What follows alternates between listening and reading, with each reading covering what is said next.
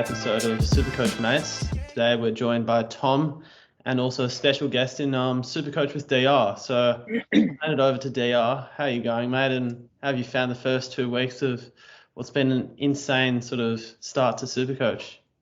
Oh, thanks firstly for having me on, boys. Doing some great work at the moment. So, look, when it comes to Supercoach, first week wasn't too many hits in the side. You know, a couple of blokes who I expected to go, well, your McRae, Miller, these types did all right, but a little bit worried about your crisp type selections, even a Brody. But second week went over 2,400, so top 5,000 round rank, I think, which is nice. And I think I'm sitting around 12K at the moment, but I'm not stressed really either way with that rank at the moment. I think when it comes to maybe round 6, round 7, that's when we'll get a better idea about where we're sitting in regards to the pack. But look, overall, pretty happy, mate. Nothing's ever perfect. But how about yourself, boys? Having a ripping start or a few holes to fill? Well, I mean, like, I guess it's one of those things where we probably didn't expect it to start off slowly, but I think JD mentioned it on Twitter that the guys that have kind of put the research in it and maybe gone a bit safer have been punished a little bit compared to the guys who got mid-price madness and kind of rocket up the rankings pretty quickly. But I guess, I mean, just off air when we had our chats before our own podcasts, pretty happy with how we've been. Just, I guess we've got the bench sorted, and I guess you only really know until round 6. It's the same as the actual AFL season when you really find out who's there to play or who's there to just, you know, put a team together and see how you go. That's for sure. But so far, so good. Touch wood that we get no more COVID stuff coming through, but I'm sure there will be. Yeah, we've started solidly, not quite as well as you, but around 15K. But I think, at least in my case, I've been pretty lucky with some of the rookies, not fielding them, but picking, for example, Martin over Baldwin. So that's going to save me a trade, so things like that I'm pretty grateful for. But missing out on Heaney and Hall and Cripps is a bit frustrating, but hopefully in due time we can get them in. But what we were thinking about doing today was, rather than covering some of the more obvious sort of topics, such as what to do with Gorn and stuff, maybe go and speak about some more unique options and go into detail a bit more about stuff that we may not have covered necessarily in the weekly podcast.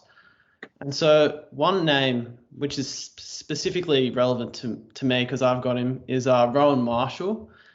And I'm not sure what to do with this man, because I looked at the stats last year when Ryder was in the side, and Marshall averaged 90, albeit 2 of those games were injury affected out of the 7. But without Ryder in the team, he went 109. But however, this year, I'm not sure with Hayes as well what sort of output he'll be presenting. So I'll hand this over to you, DR. Do you think he's one you can hold, or maybe if he gives you Cripps or Heaney, for example, is a good way to get down to one of those 2? It's a tough one, isn't it? Because it was like the yin and yang, wasn't it? First week, he was looking really, really good. And I knew a few people that had Darcy and had to make a last-minute change, and they went to Warren. They were going, great, here we go, fantastic, we're looking all right here. And then the second week comes, you know, scores a 67, only the 4 kicks, 1 tackle. And I think the week before he actually had 18 kicks, the 4 tackles. So I'm not sure what happened in week 2. Even when it came to the ruck contests, 72 in the first week. He had, 72 out of 84 I'd had written down here. So that's out of the first week, the lion's share. And still in the second week, Hayes 24, Marshall 50. So 50 out of the 74. He's still going at around 66% there, but still his ruck share did go down a little bit. So I think that may have been the case. Well, obviously his disposal count was a big reason why he didn't go too well in round 2. Now, it's a good point you bring up about Ryder. Are they going to fit all 3 in? I think the good thing with Hayes is the fact that he's pretty good below his knees as well for a big man. So I think he's got a few strings to his bow. But it's going to be interesting to see how they use all 3 if all 3 are in the same side. And if Ryder comes in and they only want to run with 2, then Hayes is probably the one to go out. So I think Marshall's the safest out of the 3 when it comes to job security, obviously. Durability is always a little bit of a concern. But going forward, it's a bit of a guess, isn't it? Are we going to get week 1 Marshall, or are we going to get week 2 Marshall? It's a really tough one. I suppose it may make you feel a little bit better given the fact that Max Gawn's really underperforming at his price. But at the same time, you've got someone like a Timmy English, a Jared Witt, two blokes that are putting their hands up as possible trading options this week. And if you're comparing their possible output when we talk about scoring potential and cash generation, then they're probably more solid picks than Marshall. So, as you said, it depends what you're doing with the money. I think if it can get you a Cripps, then it could be a move to look at. If you're maybe going down to Wits, I think that could be a decent move. I don't think you're going up to anyone, are you? You're not going to go up to a Gawn. No. Most people have probably got a Grundy. So I don't think there's really anyone else that you're going to go up to. It's probably, all the way down to Wits or down to an English. So, team dependent. If you could go a combo, let's just say, of English Cripps in your side, I'd trade him out personally. But if you can't do much with the cash that you save, then I think he's even a hold for now and maybe see how he goes next week. Yeah, that's a fair assessment. I mean, people did say he was rucking against Darcy and Meek this week, which are a pretty good combination. But he did well against Grundy last week, so I felt like the drop in his score was more of a correlation towards having less ruck time, because I feel like Hayes ate up a bit into that. And with Ryder coming back in, I'm not sure you can drop Hayes. I sort of fear for how much ruck time he'll get. But Tom, as a Saints man, is there anything else you'd like to add on Marshall and whether or not he's worth holding? It's an interesting one. I saw, obviously being a St Kilda supporter, I did read the team kind of news coming into Matty's match on Sunday. It seems like they might hold off bringing Ryder for another week, which could save a grace a little bit. They didn't mention him on the potential ends. I think Higham or Ben Long were two candidates to bring in.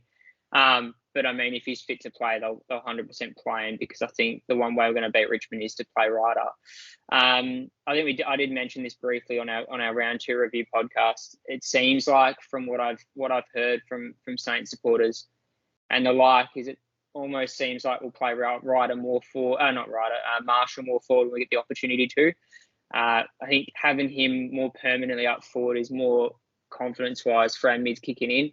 He seems a lot more of a better option than Jack Hayes. I think we've got an option to play all three. I wouldn't be surprised if Ryder comes in that Jack Hayes is the one that goes out and Marshall plays and rotates with Ryder. But if we decide to play all three, I think Marshall's the one that will play a bit more permanent forward, just because he's the most mobile out of the three. So Ryder's, you can't expect him to do much in the forward line. And Hayes he's actually not too bad in the ruck, I think, as a supporter seeing him live. He's pretty mobile, and he throws his body around a bit more than Marshall. Marshall's developed this tap work significantly over the last 2 seasons, which has been useful, but he's so good leading forward for us. And the reason why we were so damaging in the 2019 finals campaign, 2020, sorry, was Marshall playing a lot more forward and Ryder in the ruck. So he's one I'd be a little bit concerned about, because I'm not sure if you guys watched the Freo game or not, but Darcy barely started into centre bounce attendances. He rucked a lot from the forward line, pushing forward into the midfield. And Meek was the one that was rucking. And Marshall seemed like, if that's what his output is for actually an all right game, I'd be a little bit concerned about his ceiling of what he used to put out 130s. It could be a bit of a seesaw thing where if he plays those bigger ruckmen, he seems to struggle a little bit. But obviously, like, for example, they play Richmond and plays Nankervis. Nankervis did beat him pretty solidly the last time they played against each other. But he's one that it's kind of a wait and see, because if he gets forward eligibility somehow, that's a big bonus. But yeah, he's one that I'd be a little bit concerned about as an owner, just because of the effect of the three tall combo going into most games, probably going forward. Yeah, definitely. I'll propose this one to you, DR, but sort of weighing up whether to trade Marshall or Whitfield. I know Whitfield's been pretty awful, but he still has potential to be top 6 in his line, whereas Marshall, I feel like at some stage you're probably going to flick him to a Darcy if he stays on the park, or a Gawn. Would you see any value in trading Marshall over a Whitfield, or are you all for getting rid of Whitfield? I suppose it depends who you're looking to bring in. So I suppose if you're looking to trade Whitfield out, you could go 30 odd K up to a Jaden Short, who I think is a really good pick, or all the way up to a Hall Stewart type, 70 odd K more. You've got George Hewitt, who I think is a really good pick. So if you're going Whitfield down to a Hewitt, I think that's probably a decent trade. But at the same time, in the ruck, you make a good point. Is Rowan going to be capable of being a top 6 ruckman with the setup that we've just heard about? I'm not too sure. So personally, I'd probably prefer to get out of the Marshall pick myself. Whitfield doesn't look right at the moment. Something's up with him, and I'm not too sure. He's not getting the old 1-2s. That run and carry's missing a little bit, so I'm not sure if he's carrying something or what's going on, but I certainly think that he can bounce back. Marshall as well can throw in some high scores here and there, but if I'm comparing the two and I had to choose, probably Marshall for me, mate. Yeah, fair enough.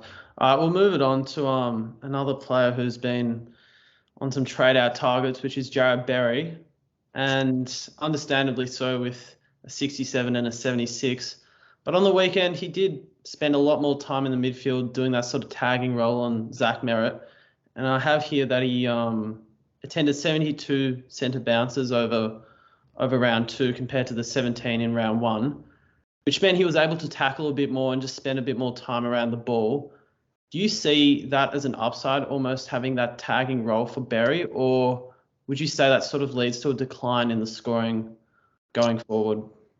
Look, I'd probably say a slight decline, and the reason why I say that is because he's a defensively minded midfielder as it is. So even when he's not tagging, he's still tackling, he's still putting pressure on. That's what he builds his game around. So I think that if he's tagging, then he's even more focused on that defensive side of the game rather than the attacking side of the game. I feel like he'll lose his license a little bit to go and hunt the football. So given the fact that he does have that type of mindset anyway, I think it's a little bit of a disadvantage, but it's never a bad thing when you're spending more time around the football. And this is always one of the disadvantages to Jared Berry, is being a bit of a utility. And as a footballer, being a utility is great for the coach, but for Supercoach, we really want a defined role, don't we? We want to know what we're getting week in, week out. So with Berry, it does concern me a little bit, the fact that he can tag, he can play up forward, he can play in a wing, and some of these can be, friendly roles when he's playing inside as an attacking player, or even on the wing, he can get a bit of the football. But yeah, I don't think it's a great thing that he'll be looking to tag. And I think that Chris Fagan even mentioned that they're not going to be afraid to tag. And this wasn't really a concern of mine going into the year, because traditionally Brisbane have just backed their own midfield in, and we haven't played a traditional tagger. We've backed in Lockie Neal, Hugh McCluggage, Jared Lyons, these type of blokes, Dane Zorko, just to get the job done. But it seems like that mindset may have shifted a little bit this year. And if someone looks to be out of control, then Berry's probably the man that's going to be able to do it, because he's got the strength, the size, the endurance, the midfield craft to be able to do that. He's played some defensive roles before. Yeah, that is a bit of a concern for me. But is he a must trade out? I don't think he's a must trade out. But if he can get you to Cripps, then I think he's probably just got to be on the chopping block, because we haven't had too many midfielders that have really underperformed. Jared Berry, when I look at my side, is probably the man that stands out. He's a bit of a higher price at 260 odd, rather than someone like a Ward, who some people might be thinking of trading out to get all the way up to Cripps. But yeah, I just think that given the circumstances this year, that most midfielders are performing, and we probably need to get Paddy Cripps in, that he's going to be on the chopping block for me. Kills me because he's my favourite player. Lots of man love for this bloke, but you just got to go with your head over your heart sometimes, I think. So JB's probably gone for me. Do you guys own him yourself, or? I mean, yeah, I think both of us have him, if I'm not mistaken. I mean, I'm in a similar boat as well, because I've got the option, because I went down. I think I brought in McInerney, which we all know too well, on our podcast. It's a bit of a shit show as a bit of point of difference. But I downgraded to Skinner, and all of a sudden I've got cash to burn. So I have the option this week of bringing in a double upgrade with Cripps and Heaney for McGovern and Berry. So he's one that, potentially that it seems pretty appealing. But just to add to what you've said with regards to Berry, it just seems a little bit like the whole notion where he seemed to dominate. He dominated in the pre-season, and it's kind of suffered his scoring when it comes to round 1, when push comes to shove a little bit. When he's in the midfield, and I was a little bit concerned in that round 2 game where Brisbane obviously got the better of Essendon in the end, and his ceiling just wasn't looking that good. Like, he was at 30 at halftime and kind of somehow made his way to 76, which is a respectable score. But I was watching the game a little bit and just didn't really see him around much to notice that was too noticeable. And to get a 76 is okay, but if that's what you're getting on a weekly basis, you probably want you get yourself ASAP up to a primo for sure, if you're able to do it this week as well. Yeah, that's fair enough. Yep. I think he's one that I want to trade out, but at the moment I've got McGovern, who I'd rather leave my side because I feel like the floor in McGovern's far lower than Berry, for instance. But I think I may be resorting to trading out both to reach like a Cripps and then a Haney or someone like that. But we'll move on to an interesting question. But I noticed last week on the team sheets that, for example, Ridley was on the bench. And I was just wanting to get your opinion on, do you read anything into that? With the fact that he's a pretty established star sort of player, why would Ben Rudden chuck him on the bench to start the game? It's interesting. Is he trying to send some sort of a message? I'm not too sure, but it's funny because sometimes I do take notice of the team sheets where players are positioned. Other times I don't. So we're seeing, for example, like Cherry, I think week 1 was named in the forward pocket on the team sheet, and then he started as number 1 ruck. So sometimes you take with a grain of salt. I think it's really good to look for rookies as well. And I think if a rookie's named on field, then that's a bit of a pat on the back for a rookie. And job security actually looks okay because the coach is saying, not only have you got enough faith in you to start you in the 22, we're actually going to start you on the field, mate. You deserve this. So having a rookie start on field rather than being one of the 4 interchange players, I think is a really good sign. So that's something you always look out for. If it was a James Sicily, for example, all of a sudden we see him named up forward, there's some alarm bells that are starting to ring there. But with other minor changes, I don't worry about it too much. But with the Ridley bench, I don't really know what was behind that. Do you know if he actually started on the field, if that was the way things started? Did he actually start on the bench, do you know? Or I'm not too sure myself. I'm not entirely sure. I didn't catch the start of the game. But it was a funny one because he's the sort of player that opposition teams would expect to start in defence. It's not like with Zeri where the opposition wasn't sure if Goldstein or Zeri would start at the centre bounce. You'd expect Ridley to be on the half-back flank anyway. So, yeah, I'm not too sure. I may have to go back over the taste. But, yeah, it's a funny one. But, yeah, we'll move on. And I'll hand this one over to Tom first. And then if you disagree slightly, DR, you can chuck your 2 cents in. No worries.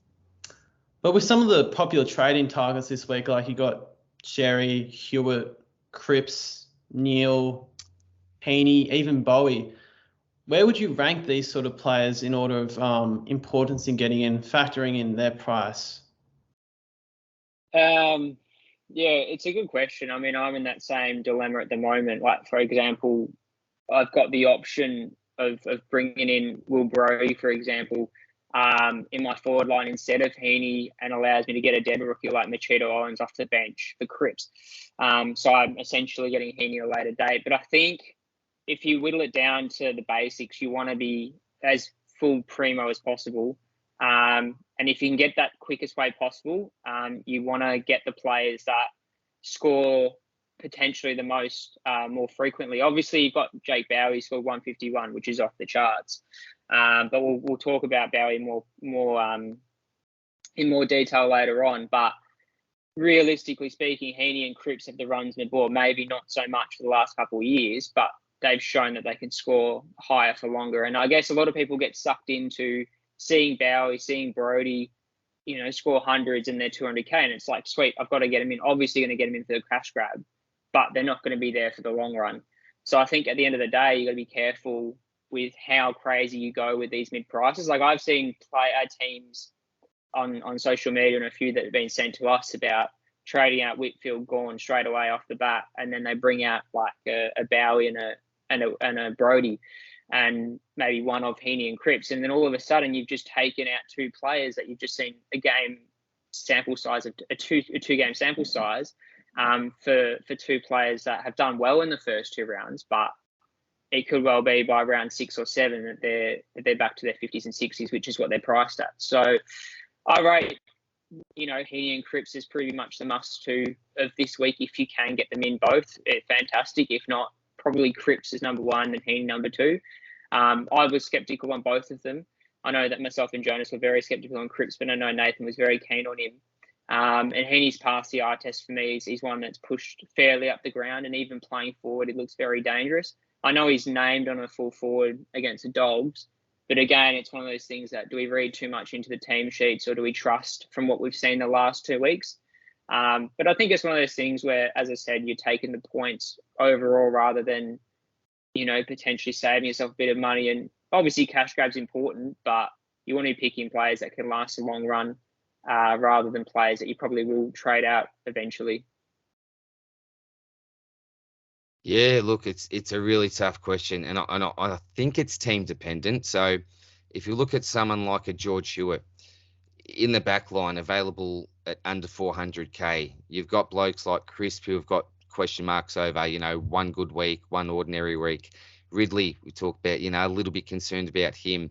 Someone like a Whitfield, we're concerned about. Daniel Rich, if you've got him as a pod. There's a few defenders that I'm just not quite sure about. So if you have even a couple of those blokes, then all of a sudden Hewitt, for me, becomes really close to a must-have, I think. Even someone like a Tristan Cherry. So at just above 200k, he's going to get DPP status when it comes to round 6.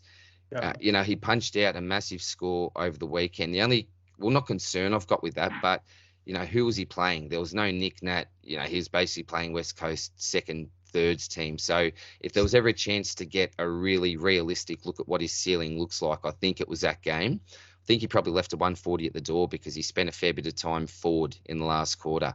The first 3 quarters, a lot more time in the ruck. So I think he's very, very close to a must-have. But again, it depends with someone like a Heaney. I think great pick. I'm looking to get him into my side this week. But it depends how stacked your forward line already is. Have you already got a Cherry, Brody, Canelio, for example, Butters, Dunkley?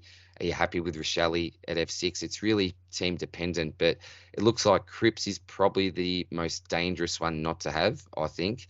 Yeah. And look, there's risks with the pick. Could it be 2021, 2020 Cripps that comes out again in a few rounds? I'm not too sure. But if it's vintage Cripps that we're going to get this year and you don't jump on now, you've missed the boat. Yeah, you're going to be in a pretty tough spot when I reckon about half the competition will own him after this week. So I think that the majority of those blokes, probably apart from Bowie, I don't think it's a must-have. But, Cripps, you really want. Cherry, I think, is really close to a must-have. Hewitt, you'd really want to have him in your back line. Brody, I wouldn't call a must-have, but he's a nice pick to have at this stage. There's lots of these type of picks that seem to be working out. The main question is, are they going to continue to work out, or are these going to be flash in the pan type things? So this is where, a bit of an educated guess, a few predictions come into place, I think. With someone like Heaney, look at his fixture. He plays the Dogs this week, but I think it's like North, West Coast and a Hawthorn, something ridiculous like that. And who knows what he's going to do in those games. He could continue to go off, and by the time that happens, he may be out of reach for a little while. So, get as many of these guys in as you can and just prioritise according to your structure, I suppose would be my advice.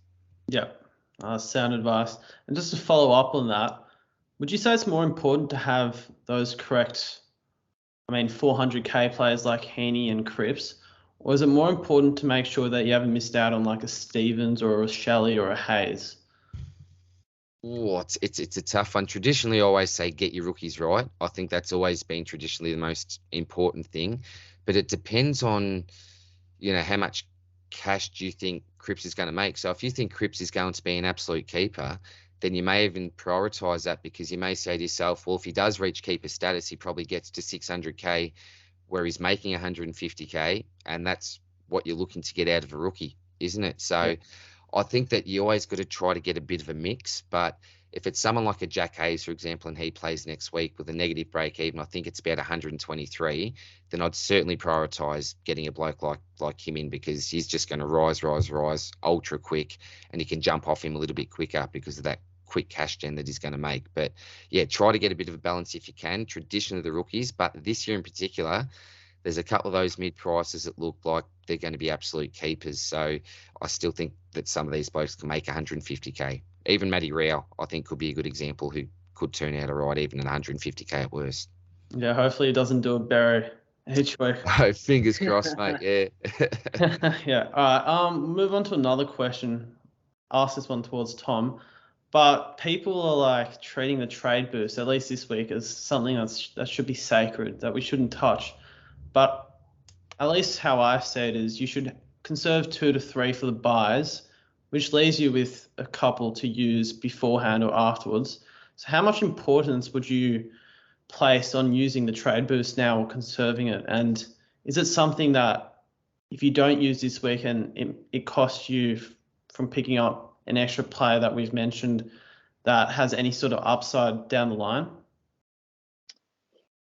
Yeah, it's one that I don't really agree with the fact that people say you can't touch it, only save for COVID outs, because at the end of the day, everyone's going to suffer from COVID situations. And there's not really that much you can do with that, unfortunately. Obviously, it's nice when you've got that trade boost, but I think now is probably the only time that you would find necessary to use a 3 boost if you really want to get ahead. Obviously, rookie corrections, primo corrections if you need to. But I have seen, as I said, I've seen teams getting rid of Whitfield and going straight away to get other players in. So I wouldn't use it as a sideways move, but I'd use it for rookie correction, as I said, if you're able to, as in the position I am where I'm able to get Cripps and Heaney this week, and then say I had Baldwin instead of a Martin, and I'm able to bring Martin in, for example, something along the lines of that, where I'm using it as a rookie correction to solidify my bench, then I would use that. But it's something that, at the end of the day, I wouldn't get sucked into what everyone else says. You've just got to look at your team, and if you're in a position where you can go, oh, sweet, I can get 2 potential primos in, or I can go different and get a Petrarca in who's playing Essendon, for example, or something like that. I wouldn't definitely just follow the sheep and just say we can't touch it. That's it. See you later. Lock it on for COVID-related issues. Because if you can find a way to make a jump of the comp, it's, I think, as important as ever. Because as probably DR is aware, half these teams are exactly the same, and even people that are trading in are identical. The amount of people bringing in Cripps and say a Sherry, for example, basically 80% of the competition is doing that. So I think this year is more important than ever to find those gems and find the opportunities to really push forward and make a jump on the competition. Because if you're able to do that, I'd say you're in a much stronger position than saving those 3 if you have issues. Obviously, if you don't have any issues, I wouldn't recommend using it for obvious reasons. But if you find you've got a serious issue to fix up, and that'll solidify yourself to push yourself into the competitions, top 10% or whatever you want to aim for, then go for it. But I wouldn't say listen to what social media says. There's a lot of people that say a lot of crap on there, and us included. But you've got to be careful. But just following the crowd, and at the end of the day, if you watch enough footy, you can make an informed decision yourself. Yeah, absolutely agree. I think you summed up perfectly there, Tom. I don't know much if I can add much more to that. Again, and one key thing you said is it's really team dependent. There's no one rule fits all here, because we're all in different positions when it comes to our side. So I'm personally using one this week, and I wouldn't listen to anyone that says you can't use it at all. They're there for a reason. It's up to you how you want to use them strategically.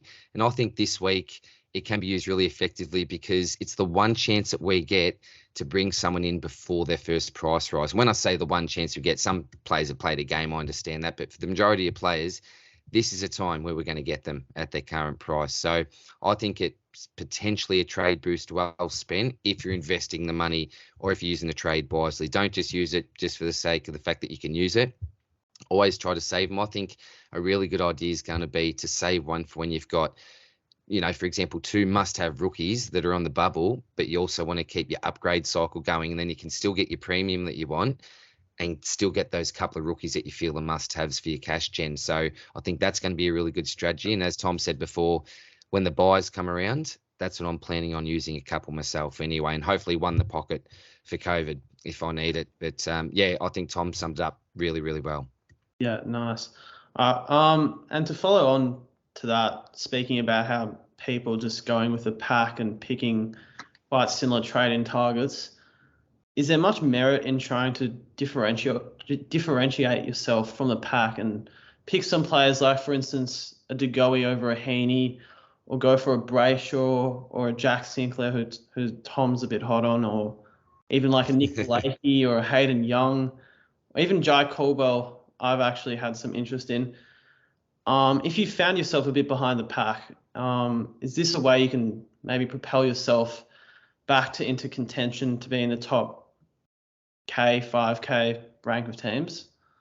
Oh, certainly. I think that's a pretty obvious strategy to use if you really need to make some ground, because if your team's 90% the same as, the top group of teams, then it's basically impossible to make ground. So you do need to go with a few pods. But I'd recommend starting off with, so when I look at a pod, the first thing I ask myself is, why is he a pod? So why isn't he owned by more than 5-10% of the competition? What are the negatives to this pick? And then I'll look at someone, for example, that's highly owned, that's not in my side, and I'll put the two side by side, and I'll say, okay, well, if I'm going with player A, how's he going to differentiate from player B? Apart from being a different player, and obviously he's going to get a different score each week, where are the pros and the cons there? So I'd never just go for a pod just because he's a pod. I'd have to be pretty confident on the pick. What's his role like? What's changed?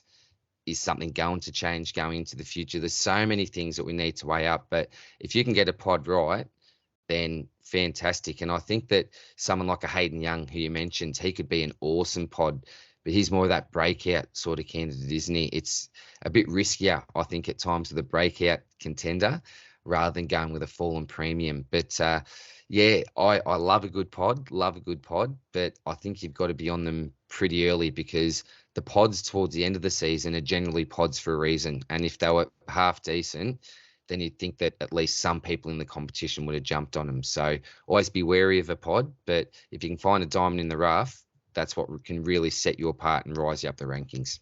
Yeah, definitely. With Caldwell, for example, I took a look at his stats on the weekend. He had something like 14 contested possessions and a good Supercoach to Dream Team ratio. And the fact that Merritt's out, I can see him spending a bit more time around the ball. So when I look at him and then I compare him to, instance, a Bowie who's had 10 games, had a really good score, but wasn't spectacular in round one, and I'm not sure how good his preseason was, but not good enough to stand out as an obvious selection. Say you were picking between those two players who are similarly priced. Do you think Bowie's just more in favour simply because he's got defender status, or is there something else that makes him more appealing than someone like a Caldwell or someone else unique like Ginnivan? I believe it's because of his defender status. We're just searching. I ended up starting at Chapman because I was desperate to start someone around that price, just my structure. Originally, it was Kitty Coleman. I was really big on Kitty Coleman. But obviously he didn't work out, which was a little bit disappointing. But I think it is because he's got defender status. We've got a few defenders, as we mentioned before, that were failing or looking to fail at the moment, and he's one of the potential shining lights there. With Salem out, but Caldwell, no merit. I think that's good things. Yeah, for sure. I'll ask you, Tom, as a Saints supporter, you've been keeping an eye on Sinclair for a bit now. Is he one that you're considering bringing in, and if so, why? I've brought him in my fantasy side because fantasy is an excuse for me to make risks I'm not willing to for Supercoach. But Sinclair is one that I'm very tempted to. As a St Kilda supporter, he came into the midfield group purely because we were getting smashed in clearances and we needed someone else in there that could provide genuine speed, and he hasn't looked out of place. He's pretty much behind Brad Hill on a good day. He's pretty much one of our best users of the ball, and he's extremely clean. My only concern, and probably the only reason why I'm not sold on 100% bringing him in as an option, would be because we've got the likes of Zach Jones, Billings, Hunter Clark out. But it's one that I know within St Kilda supporters, and I know Saints TV, the main kind of fan channel for St Kilda, is really keen on Sinclair staying in that midfield. So he's one that I would see myself, if push comes to shove and I need a differential and I see him staying in that midfield group even when a Jones comes in, then I'd be pretty keen on him, because I think the way St Kilda play, the midfielders kind of do okay regardless. I could see Sinclair doing quite well against Richmond, because Richmond leaked points this weekend, so I could see him actually scoring plus 100 this weekend. But he's one that he's a bit liable to go back into the half-back line.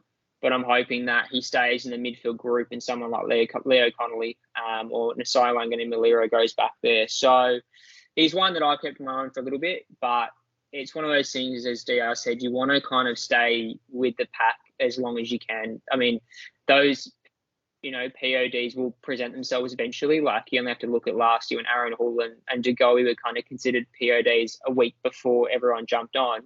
And I was lucky enough last year, and the only reason why it saved my season and, propelled me into that top 5% or whatever it was the reason I brought in De Goey a week earlier, and then managed to get in before everyone else did. And then it's the most important thing, if you're able to get in just a little bit earlier than everyone else, because obviously if you get in when everyone else does, I mean, there goes your pod.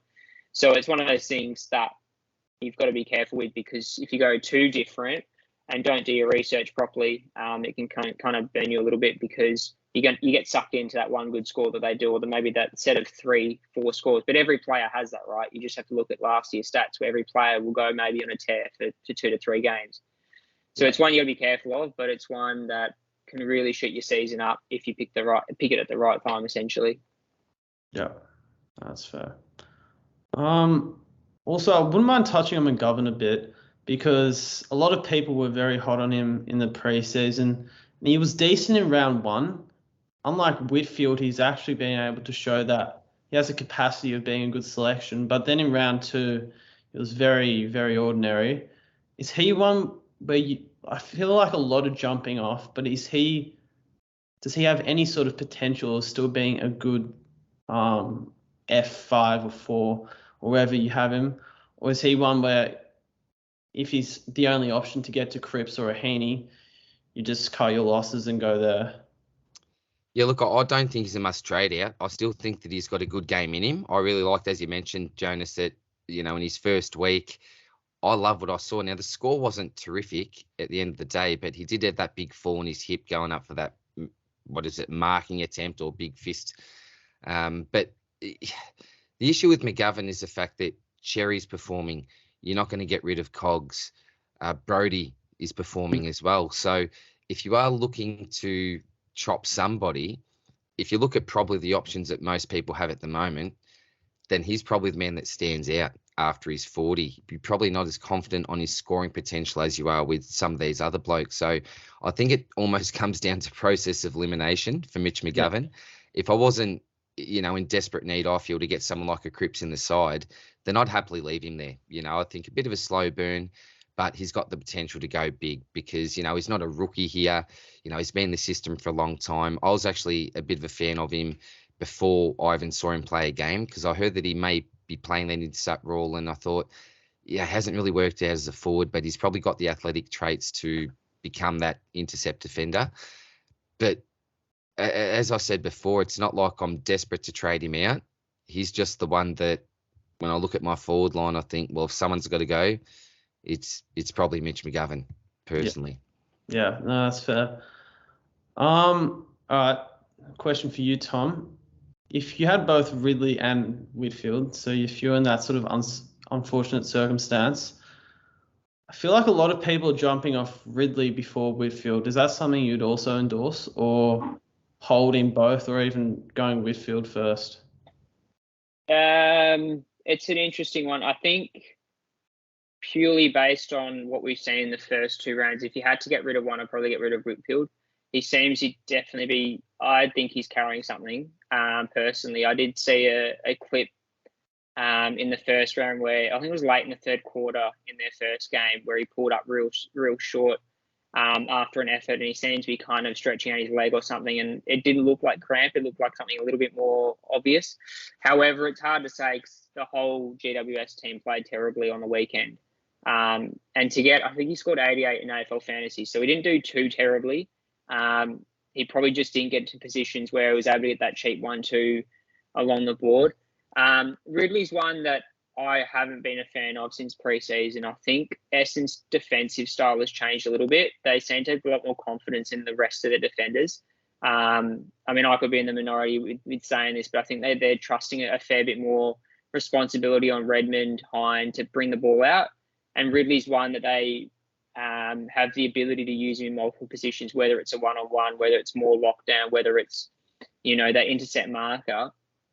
Both have obviously started the season disappointingly, but unless you could get to, I'd say the only defender you'd be looking at potentially that you 100% want is probably Aaron Hall. And probably Whitfield is the one to go out of the two, because at least Ridley, I think, is a little bit more consistent. Whitfield's always prone to these games of a 70. Like every year he has them, regardless if he's injured or not. So he's one that I would be the one first to go. But I've got a stat up here that I noticed that they play Gold Coast for next week, for example. And it seems like every defence, the opposition defenders score well. So Bowie scored 151 on him. McGovern and Foley the week before, McGovern top scored, I think, with 115 and Foley scored 100. So I don't know if that's looking too much into stats, but it's one that I wouldn't be surprised if Whitfield just goes bananas against Gold Coast, because he plays that very Bowie type like role where he gets a lot of cheap possessions.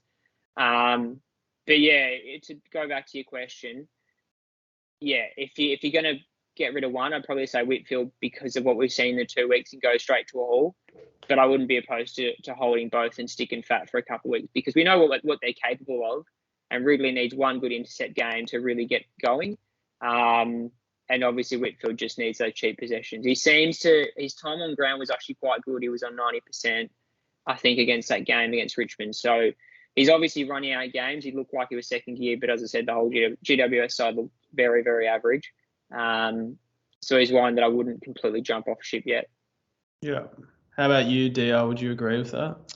Yeah, it's hard to disagree. It feels like whoever you trade out is going to be the one that actually goes well, and whoever you keep's going to fail. It seems like one of those decisions, doesn't it? But it's not ideal to have two. I think I could live with still running with one in my side, but when you've got two of them, it does make things really tough. But you look at Whitfield, he's probably got the scoring history on his side. He's been able to produce this for a few years, premium numbers for either a forward or a back, wherever he's been positioned.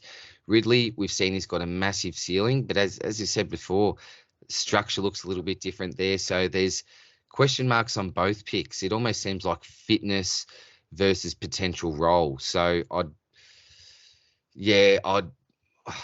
it's really tough.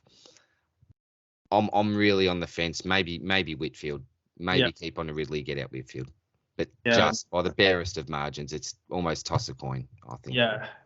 I think it's almost, it may even come down to that 30K, or even the ability to be able to switch Whitfield into the midfield at some stage. That may sway people, even just small stuff like that. Yeah.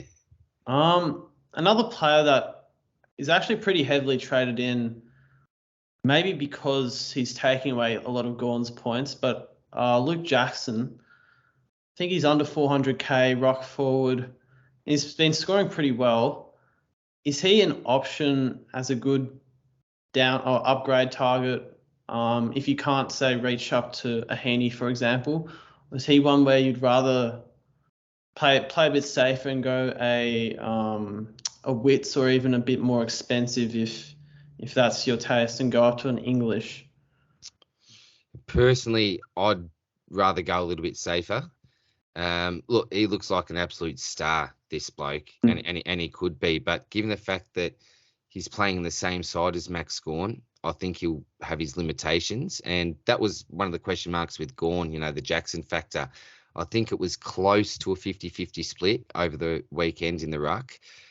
I'm just more of a fan, as I think I mentioned before, of the fallen premiums rather than the breakout contenders. I'm just not overly confident. If he was 50 to 100K less, then I'd really think carefully about it.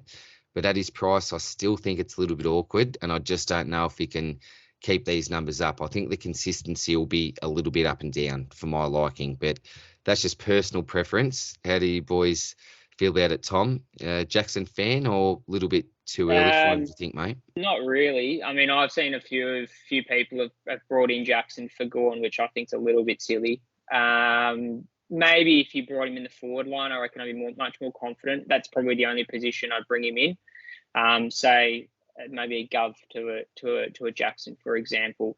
But as we've seen, he's a crazy talented kid. The kid's only 20, and he's playing that Brody-esque role even better than Brody Grundy at the moment. So he's one that is got huge upside, but as we know, he's only 20. So who knows if the kid burns out and starts to slow down.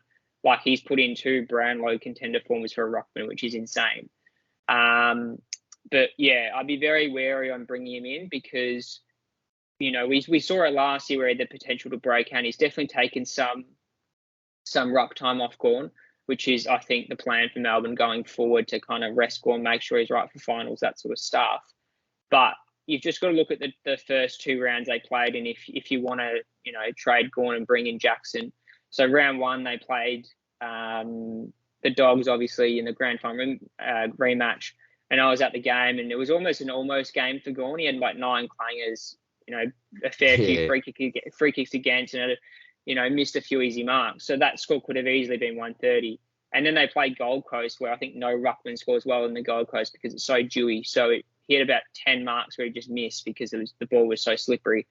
So it's one that, you know, you've just got to watch these games. Like Jackson, you know, scored, I don't know, 2 goals or something, and like turned the game on its head. So obviously he's going to score incredibly well. But he's one that I wouldn't bring into the ruck, just because I think there's more viable options to bring in if you want to go down that path.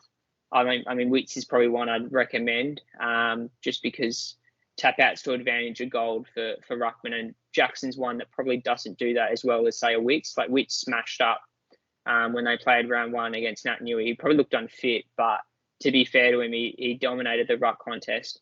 Whereas Jackson's more that Marshall type, Brody type, where they do so well around the ground, but they may suffer with the hit outs to advantage. And naturally, the ruck position, but being how physical it is, the kid's going to wear down at some point. I mean, 100%. He'll come up against a big guy. So I wouldn't be surprised against a Draper, where Draper's a big, solid unit, that he comes in and he starts to slow down. And that's when they might put a Gawn in more often to kind of nullify that.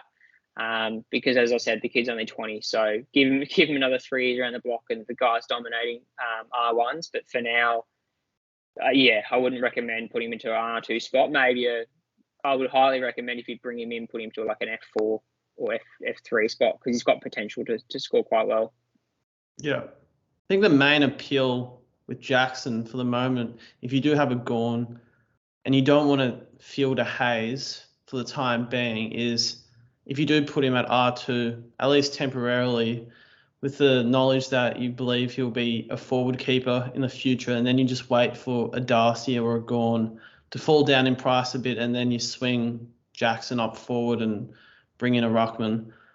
But yeah, it's an interesting one. He's a bit of a pod, but then in saying that, he's one of the most traded in players of the week, so hard to get a read on. But we've covered a lot. Is there anything else either of you two would like to speak about?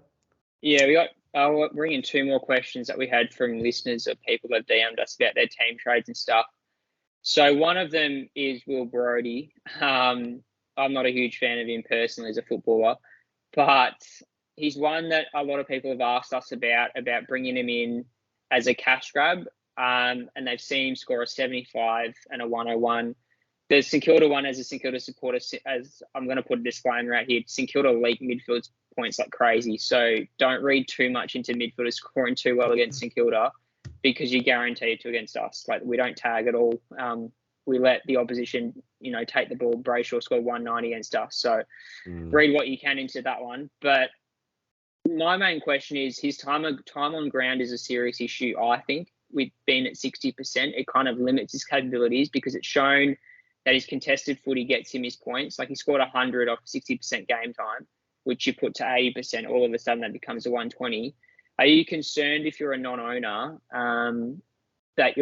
would you be happy enough to bring him as a cash grab, or you're thinking that without Mundy, obviously Fife's out for another month, so that kind of nullifies that. But say Mundy comes in, They may restructure it so Walters comes in a little bit more through the midfield to provide pace, because clearly they suffered, losing to us at the end.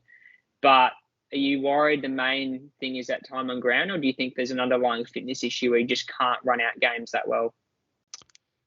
I think it's always been something associated with Will Brodie as a player. It's the same at Gold Coast. Endurance is always a massive issue. I think even in the preseason, he was behind the pack with someone like a Darcy. So I don't think it's ever going to be a strong point. And out of all the teams you could go to, Fremantle. So if you look at Andy Brayshaw's time on ground traditionally, and the younger sort of Fremantle players, traditionally it's really, really low, around the 60 mark anyway, maybe pushing a 70 if you're lucky. So he did mention Longmuir. I was reading an article and it was something along the lines of, we're going to continue to work on his endurance, and he was stuck on the bench because the ball was on the other side of the ground for a while. So yeah, he's the coach said it was a little bit circumstantial, but there's certainly a pattern here.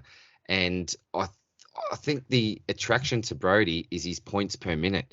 It's pretty crazy, his points per minute. If you look at time on grounds and what he can score within that amount of time, it's what we want to see. It's really, really nice. But yeah, look, what happens if the ball gets stuck over the other side of the ground and he's already on 60% game time? What if it gets even lower somehow? It is a real concern, but I think the scary thing not owning him is the fact that, what is he, about 35, 40% owned, I think. If the pick works and he can make a couple of 100K and things go overly well for him, and 40% of the competition own him, then yeah, you're behind the 8 ball there as well, aren't you? So it's a bit of a gamble if you don't have him. Who are you trading for him? I suppose McGovern would probably be one of the blokes that you would. Yeah. If you've got maybe a failed someone like a Zach Bailey or a Taron Thomas, one of those pods that really no one went for and they're not looking too great at the moment, I think that maybe you could go down to a Brodie from one of those picks and then upgrade a Berry type and you've got a Cripps. So I'd recommend doing something like that. But it's a real tough one. It's a bit of a gamble. It's a bit of a gamble. But to answer the question, yes, the time on ground does concern me, but I don't think it's going to get overly better anytime soon. So if you're investing in the pick, be prepared for him to continue to have around the 60 to 65 mark. I think that's just something that's associated with the pick and one of the downsides. Yeah. Oh yeah, 100%. Just to jump to Brodie's defense slightly.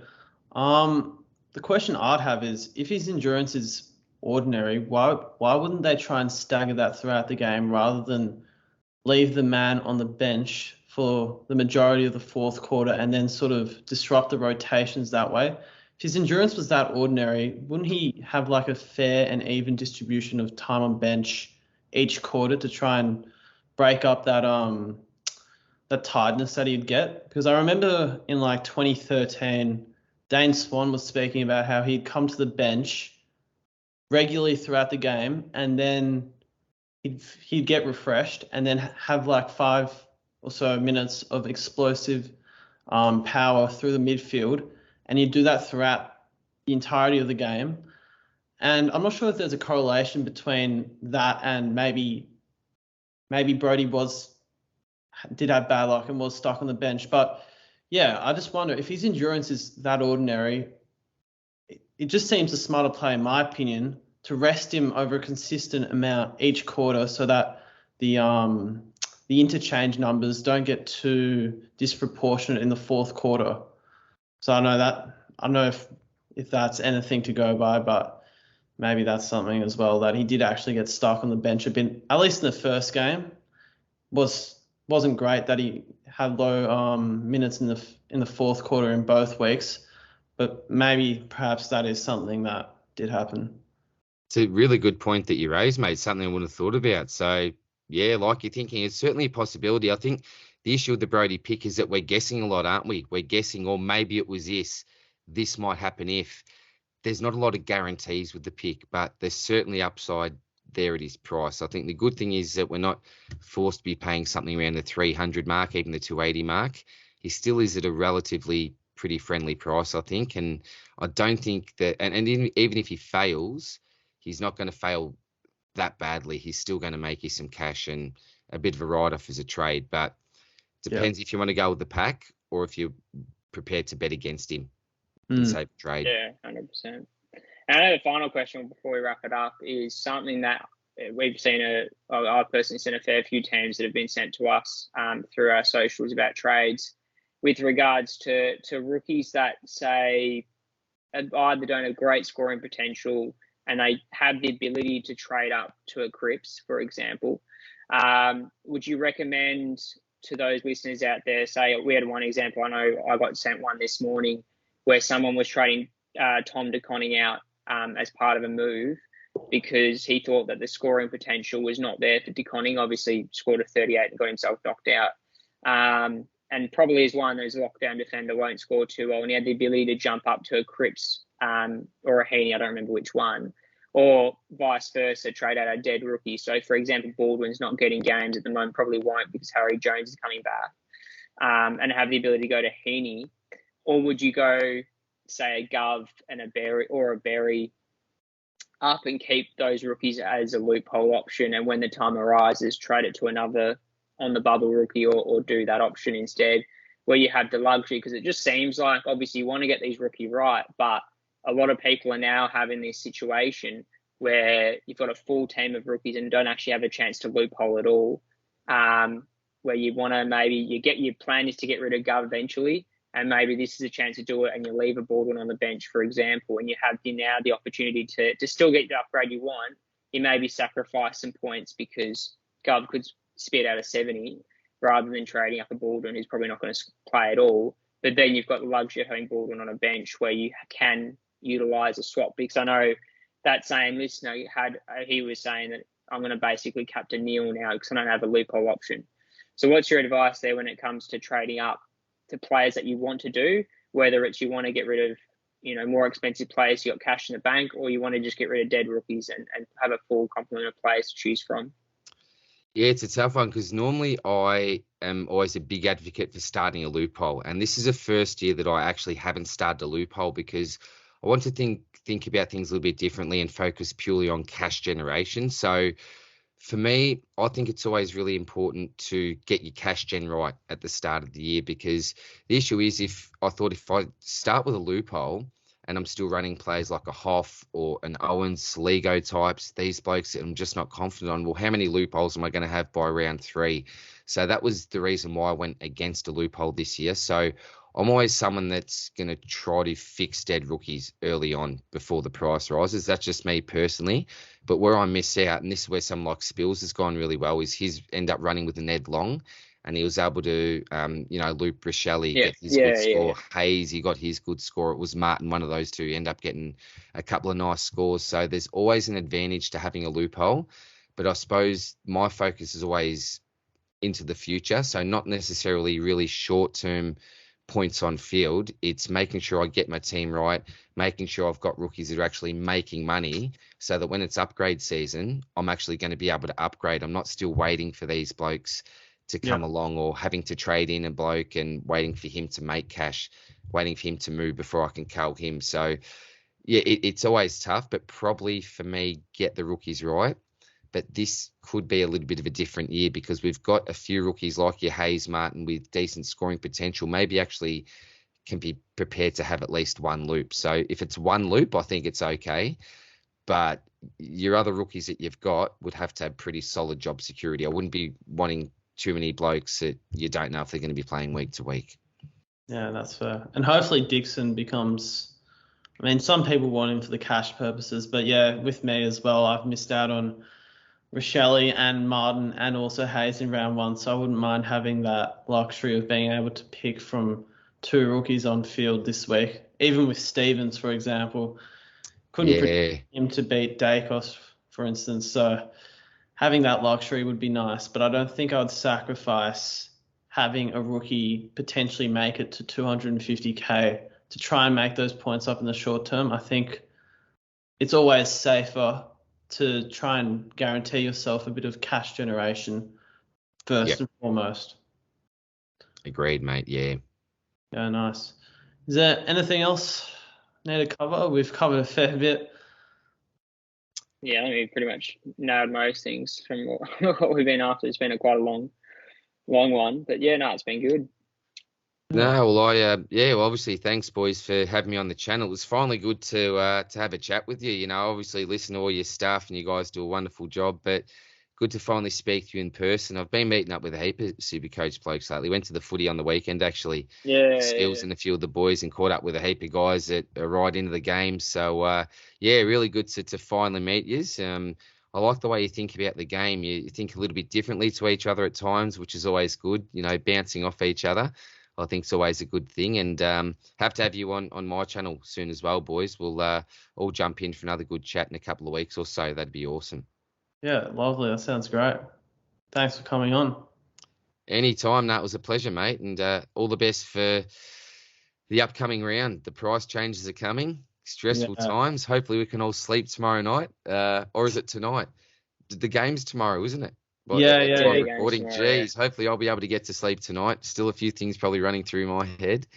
But no, exciting times. I think this is where the real season actually starts, when the price rises change, and we'll start to see a bit more variation, hopefully, in some teams. Yeah, definitely.